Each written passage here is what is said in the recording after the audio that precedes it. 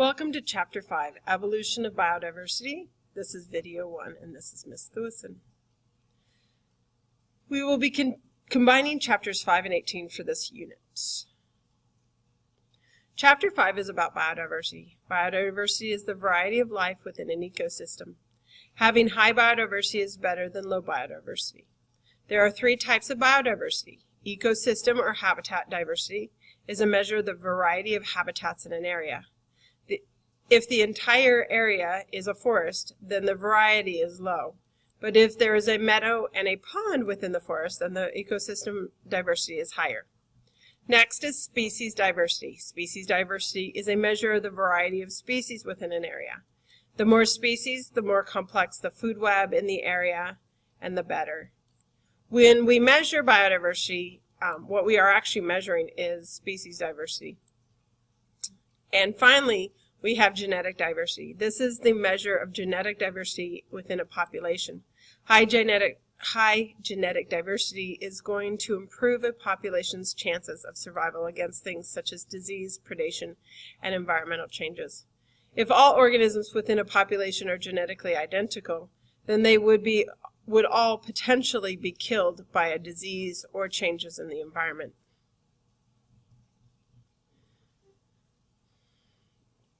I'm throwing the definition of a species in here because it is important that you know it. A species is defined as two similar organisms that can breed and produce a fertile offspring. A fertile offspring is a baby who is capable of reproducing. Humans have crossed horses and jackasses to create mules for a long time. Horses and jackasses are different species, and while they are similar enough that they can breed, the resulting mule is sterile and cannot reproduce. In other words, the mules cannot have babies. Let's move on to measuring biodiversity. Again, when we talk about measuring biodiversity, what we are actually measuring is species diversity. Measuring species diversity is the easiest of the three types of diversity to measure and is affected by ecosystem and genetic diversity. When we measure species diversity, two things are taken into consideration: species richness and species evenness. Species richness is the number of different species in a given area. The more species, the better. In the picture on the slide, there are 4 species in Community 1 and 4 species in Community 2. So both communities have the same species richness. The second factor is species evenness. Species evenness is the number of organisms of each species present in the area. In the best situation, each species will have relatively equal numbers. Community 1 has greater species evenness than Community 2, so Community 1 will have higher biodiversity. If an area is dominated by a few species, that is not good. Small populations of organisms have difficulty reproducing, will usually have low genetic diversity, which makes them more vulnerable to disease and environmental changes. And if the population is really small, it may be only a matter of time before they no longer are found in the area. If an organism is found to no longer exist in an area, it is referred to as extirpation. There are a number of ways to measure biodiversity. This is the Shannon-Weiner Index.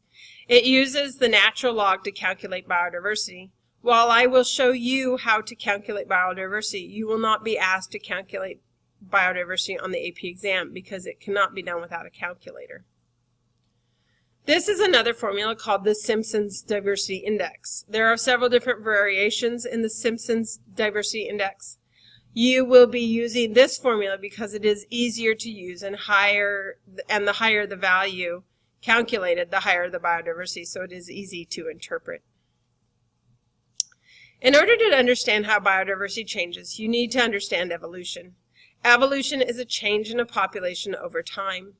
Evolution occurs in a population, not an individual.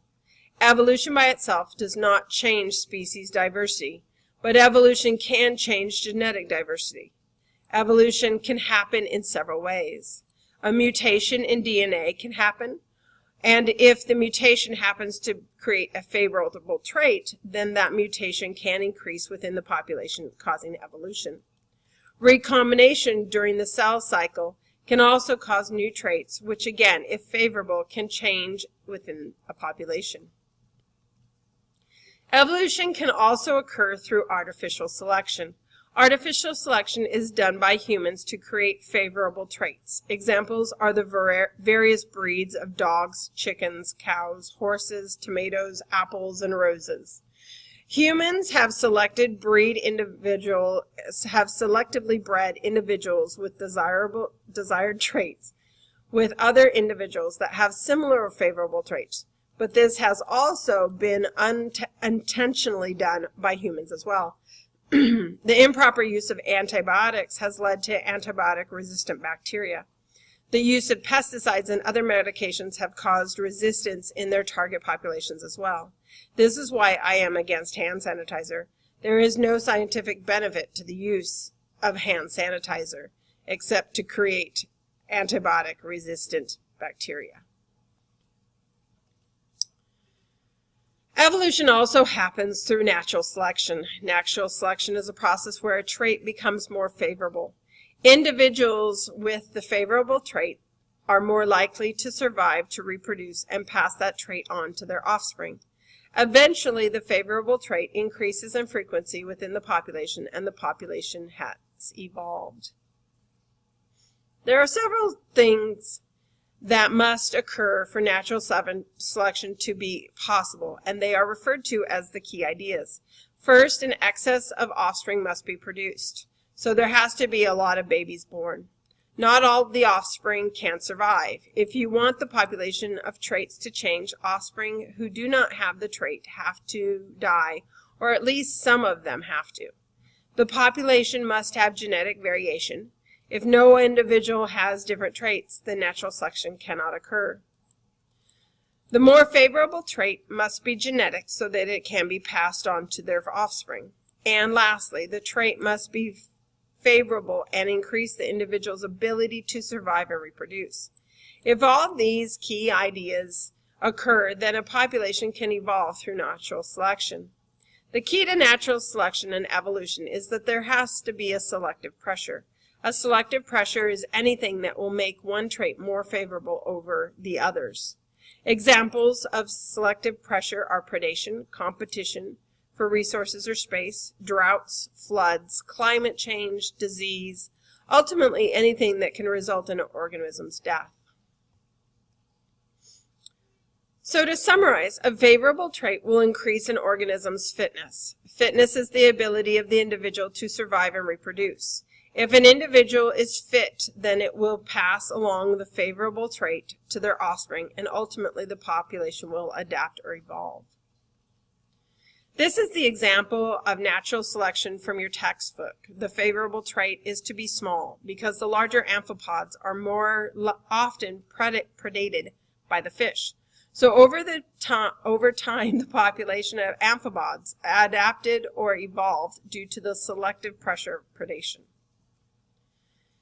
These are really just terms you need to know. Divergent evolution is when organisms evolved from a common ancestor. Apes and monkeys evolved from a common ancestor, but are not now very different from one another. Apes don't have tails, and monkeys do.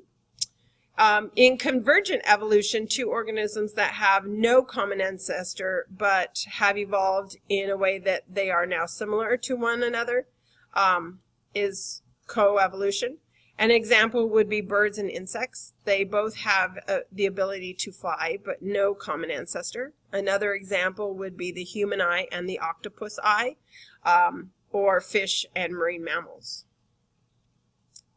Evolution can also happen due to random chance, such as genetic mutations. Another way is genetic drift. Genetic drift occurs due to random mating that leads to a loss of genetic traits just by chance. This is the graphic from your textbook for mutation and genetic drift. A bottleneck effect occurs when the population size is drastically reduced and the surviving organisms may not have all the traits of the original population. This could happen due to human hunting or disease. Then there's the founder effect. This is when a small subpopulation gets isolated from the large original population. If a small population ends up isolated on an island, or if a small population of organisms are isolated in a zoo, the population could evolve due to the founder effect. These are the diagrams from your textbook for the bottleneck effect and the founder effect. And this is going to wrap up video 1. If you have any questions about the video or chapter 5, please let me know so I can address them in class.